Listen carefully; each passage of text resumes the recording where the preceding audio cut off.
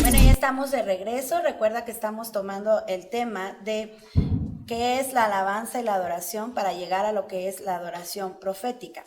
Así que, bueno, hablábamos de lo que es la alabanza, pero también debemos de hablar un poco de cuándo se debe alabar a Dios o cuándo se debe adorar a Dios. Mira lo que dice Santiago 5:13. Dice, ¿está alguno alegre? Cante alabanzas. ¿Cuándo debemos alabar al Señor? Cuando estamos alegres. Cuando estamos contentos debemos alabar a Dios. Mire, cuando uno está contento, le sale la música hasta por los poros, estás barriendo, estás haciendo algún trabajo, estás silbando, estás tarareando alguna melodía, alguna canción, en todo momento. Pero qué difícil es adorar a Dios cuando no se quiere. Porque hay discusiones, porque hay problemas, porque estamos pasando un trago amargo, quizás algún familiar, quizás alguien en el hospital, no lo sabemos. Pero la Biblia también nos hace mención de esto en el Salmo 42:5 y dice, ¿por qué te abates, oh alma mía, y te turbas dentro de mí? Espera en Dios, porque aún he de alabarle. Fíjate qué situación estaba viviendo el salmista que dice, ¿por qué te abates? ¿Alguna vez se ha sentido usted abatido? Porque estar contento es maravilloso. Casi nadie nos pregunta, ay, qué alegre que estás y por qué estás tan contento, pero se nota más un estado de ánimo apático o abatido y entonces empiezan las preguntas y hasta el nudo se nos hace en la garganta de la situación que estamos viviendo. Pues el salmista se sentía así y dice, ¿por qué te abates, alma mía? Fíjese qué importante es que el salmista tenía bien ubicado lo que era su alma y lo que era su espíritu. Y en ello iba a confiar. Dice, y te turbas dentro de mí. Se turbaba, a lo mejor no sabía qué decidir, a lo mejor no sabía qué decir, a lo mejor no sabía a quién recurrir, estaba quizás en un shock de ánimo, en un estado de ánimo donde no se pueden tomar decisiones, donde no se puede pensar con la cabeza fría, porque recuerde usted que la Biblia dice que el corazón es engañoso más que todas las cosas y de repente algo nos parece una buena decisión y nos damos cuenta que fue la decisión más equivocada que hemos tenido. Sin embargo, el salmista dice, ¿por qué te abates? ¿Por qué te turbas dentro de mí? Porque dice, espera en Dios, hay una esperanza. Hay una esperanza, lo tenía bien definido y dice, porque aún he de alabarle. Sabe que cuando las cosas no van bien, apenas estábamos viviendo un caso algo fuerte aquí en la congregación, y cuando las cosas no van bien, cuando las cosas, a lo mejor entra la desilusión en nuestra vida, a lo mejor entra un estado de ánimo donde pensamos que Dios no nos escucha, donde pensamos que Dios no está a nuestro favor, donde pensamos que Dios va contra nosotros, que las decisiones que Él está tomando no son correctas, que debiese tomar nuestras decisiones, entonces es cuando nuestra alma se abate. Pero dice, espera en Dios porque aún he de alabarle. Es tan importante que en la vida del hombre, de una mujer, en medio de estar pasando situaciones difíciles, pasando tristeza, quizás pasando luto tal vez, podamos encontrar alabanza y adoración. Fíjese que, rápido le cuento, hace algunos años, mi marido y yo perdimos un bebé. Y yo recuerdo que cuando estaba yo en el hospital, me puse a preguntarle a Dios, no reclamé, pero sí pregunté. Y le dije, Señor, ¿cuál es la situación o cuál es la lección que yo tengo que aprender de todo esto? Solamente escuché que el Espíritu Santo me dijo, lo que tienes que aprender es lo siguiente, que aún en medio del dolor, aún en medio de la adversidad, tú tienes que ser un adorador.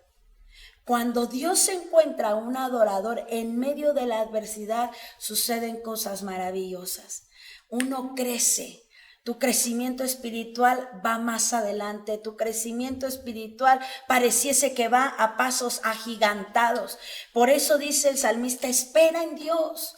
Porque Dios no se equivoca, porque Dios tiene la última palabra, pero cuando Él encuentra un corazón lleno de adoración, cuando Él encuentra un corazón lleno de gratitud a Dios por encima de cualquier circunstancia, entonces la respuesta de Dios no se deja esperar, porque cuando hay un corazón de adoración quiere decir que no estamos con Dios por lo que nos da. No estamos con Dios o no adoramos a Dios cuando todo va bien. No adoramos o no alabamos a Dios cuando nos da las cosas o cuando nos favorecen algunas decisiones, sino que adoramos a Dios no por lo que Él haga o deje de hacer. Adoramos a Dios porque Él, sencillamente, Él sigue siendo Dios. Y muchas veces encontramos que la emoción la confundimos con el emocionalismo. Mire, Dios nos hizo emociones. Jesucristo manifestó algunas de esas emociones. Dice la Biblia que Jesucristo se regocijó, pero también dice la Biblia que Jesucristo lloró ante la muerte de Lázaro. También dice la Biblia que Jesucristo se enojó y quizás esa parte fue fuerte verla, porque entró al templo y agarró látigo y quién sabe qué tanto sucedió ahí. Pero Él manifestó emociones, pero no vivió acuerdo a sus emociones. No vivió por sus emociones. Sus emociones estaban sometidas a la voluntad del Padre. Por eso es que en ocasiones nuestra alabanza está basada solo en el dictado de nuestras emociones.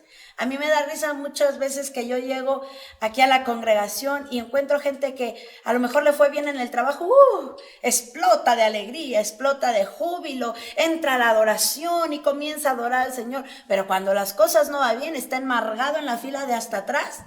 Y no canta, no adora, no danza, no levanta manos, está enojado con Dios, con la vida y con los pastores, yo creo también, ¿verdad? Pero, ¿por qué? Por la emoción, por el emocionalismo. Cuando nuestra adoración está basada en nuestras emociones, aguas, porque estamos teniendo un grave error. Porque entonces quiere decir que solo adoramos a Dios cuando todo va bien. Quiere decir que solo adoramos a Dios cuando tenemos ganas. Quiere decir que solamente adoramos a Dios cuando entonces Dios nos favorece, cuando tengo ánimo de hacerlo, cuando a lo mejor en la congregación me tratan bien, cuando el ministerio me trata bien, cuando la familia me trata bien. Eso es emocionalismo. No puede ser que un creyente un domingo explota de alegría, explota de adoración, se rinde ante la presencia del Señor y el otro domingo está allá con su cara de amargado. El tal no es un adorador, discúlpeme, quizá lo ofenda, pero el tal no es un adorador. El tal es una persona que vive con sus emociones y está basada su vida en un emocionalismo. Claro que adoramos a Dios y tiene que ver nuestras emociones. Cuando nosotros adoramos a Dios y entramos a su presencia, algunos lloramos de sentir el abrazo de papá. Algunos sentimos su paz, algunos brincamos de júbilo. Sí, eso es demostrar nuestras emociones. Definitivamente necesitamos nuestras emociones para adorar a Dios.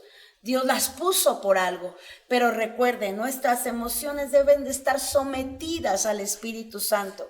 Si nuestras emociones están sometidas al Espíritu Santo, entonces somos cristianos que vivimos bajo el gobierno de Dios, sometemos nuestro corazón a la voluntad del Padre, sometemos nuestras emociones a la voluntad del Padre y puedo a lo mejor levantarme enojado ese día o venir muy desvelado, pero cuando yo entro aquí a adorar, entonces las emociones se sujetan al Padre y se produce el gozo y se produce la paz y se produce aquella espíritu en nosotros que nos lleva a adorar al Padre en espíritu y en verdad. ¿Dónde se debe adorar? ¿Dónde cree usted que se debe adorar? Yo creo que se debe de adorar en todo lugar. Mire, yo noto los pajarillos y los pajarillos cantan en todos lados. Y por ahí hay un dicho acá en México que dice, el que es perico donde quiera es verde, ¿verdad? Y yo digo, el que es adorador, donde quiera adora. donde quiera. ¿Dónde? En todo lugar, en casa, pero ¿sabe?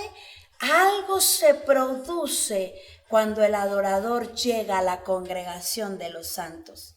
Aquí quiero abrir un paréntesis porque quizás usted nos mira por televisión, pero tal vez no se congrega en ningún lugar. Mire, se está perdiendo de una gran bendición. Porque el que nosotros lleguemos a su casa no quiere decir que la iglesia esté en su casa. Usted tiene que venir a la congregación porque hay bendición en la congregación de los santos. Cuando la gente viene aquí, no es que aquí se produzca la mayor adoración, no. Es que cada adorador viene aquí y se ve el resultado aquí en la congregación de lo que ha vivido en casa, de lo que ha adorado en casa, de sus tiempos de intimidad con el Padre en su casa. Así que llega a la congregación y son como pequeños ríos que comienzan a fluir de todos los creyentes o de todos los adoradores en espíritu y en verdad. Y se comienza a hacer ya no solamente un fluir o una corriente de adoración, comienza a ser un río y después comienza a ser un océano y después comienza a ser toda una atmósfera de adoración. Por eso es que la Biblia nos habla de que es hermoso habitar los hermanos juntos en armonía. Y la Biblia habla también de que Dios habita en la congregación de los santos. Donde nos reunimos, ahí hay vida. Donde nos reunimos, ahí está la presencia de Dios. Así que yo sé que lo voy a dejar como que muy intrigado con todo esto, pero ¿sabe una cosa? En el próximo programa nosotros vamos a ver qué sucede cuando en la congregación de los santos todos comienzan a vertir el río de adoración. Y entonces va usted a querer estar en una congregación. Así que bueno, le animo a que nos siga viendo por este canal y no se pierda por favor la siguiente parte porque va a estar muy buena y vamos a aprender demasiado. El Señor le bendiga, le mando un saludo y un beso.